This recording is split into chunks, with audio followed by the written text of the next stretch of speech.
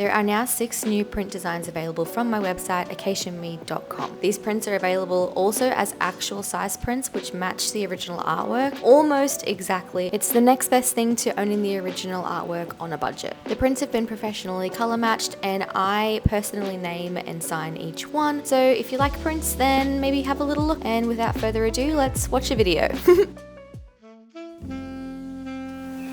Something that I hear quite a lot from visitors to my gallery, and also you guys leave me comments sometimes, is that my art style is really unique. And that's pretty cool. So I thought it would be fun to have a look at my art in the past and take you on a little bit of a linear journey of how I evolved into what I'm doing right now, what my inspirations are, just how we got here.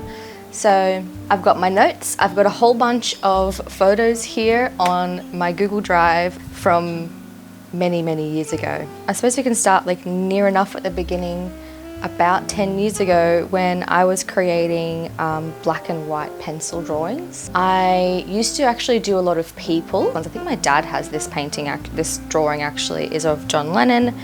I would just copy the photo, the reference photos that I would find, and just do this black and white kind of this realism stuff. I think this stemmed from I wanted to be a tattoo artist, and I had taken a bunch of my own drawings in to try and get an apprenticeship at a tattoo studio, and he said you need to keep working and get better. Rightfully so, I wasn't very good. Then my mum actually said, this must have been around, you know, when I was 20, 21, she said, why don't you use colour? And I started using coloured pencils, just using like a little pop of colour. Then I started doing my first full colour pencil drawings, which my mum actually has still to this day, one of the first ever coloured pencil drawings I've done. That's kind of how I started using colour. This is sort of how my pet portrait model was born, I suppose. And the pet portrait and like portrait commission business, that kind of kept going for the next sort of 5 years. So it progressed, I developed, I got much better.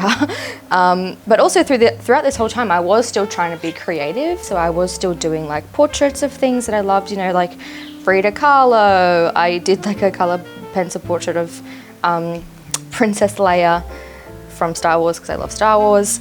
Towards the end of my pet portrait journey, I realized that I really was craving some kind of creative expression, and I tried my best to bring that into my pet portrait. So I would create fun, you know, backgrounds, or try to use like really over-the-top colors, or just try to bring some kind of expression into these commissions that were, you know, from photos. So they were it was just a copy of a photo.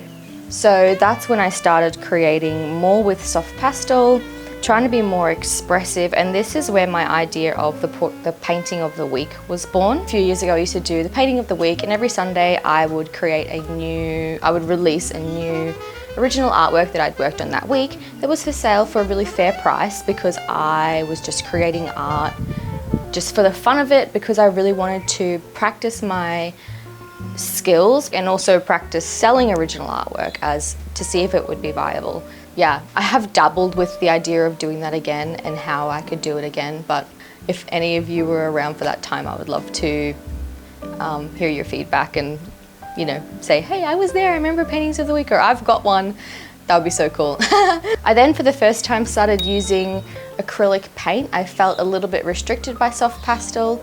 So I started using acrylic paint. My husband at the time was a tree surgeon who had a lot of access to wood. I started painting on wood. Like, I mean, you can see, I'll put some photos here of some of the paintings that I used to create. I was really excited just to be able to be expressive and like use this color so fully and be really colorful and really bright and vivid, and that was just really playful and exciting. You can see where I tried to start like telling a little bit of a story with my painting. So I created these 3 artworks called By Design, and the idea was that the background was really chaotic and, you know, just random, but the bees and the hexagon shapes were by design, and it was sort of like a little play on our universe and our world, and how it all seems so chaotic, but it isn't. It's all perfectly designed. So I really was trying to start telling stories. I got a little bit too into trying to, really forcing trying to tell a story, and maybe my own voice got a little bit lost. That was right before we decided to move to Australia. But yeah, as soon as I came back, I just honestly felt so excited and passionate and inspired by everything around here. Also, shout out once more to my mother, because she said, you should paint with blues more, because I was like really stuck in this sort of yellowy orange thing. I really thought yellow and orange were the one, you know, my thing. That I absolutely love painting with those colors, but I was really stuck on painting a lot with them. Then it was like, okay, well, actually, I'm orange. Like me, I'm orange, I'm orange hair. So that means that my complementary color would be like blue and green, right? So that's sort of where my color palette stemmed from. As you can see, I'm starting the new collection. I kind of always link my artworks back to my life and how I've learnt or grown or fell in love or traveled or started fresh or felt unsure or felt uncertain but known that everything's going to be all right.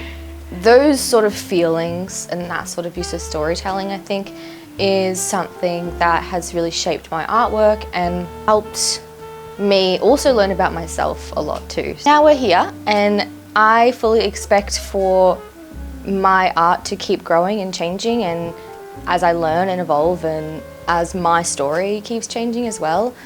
But full shout out to my mum for one, telling me to use colour 10 years ago, and two, telling me to paint with blue. And now she also said that I should paint with purple, and look what's happened, I'm painting with purple.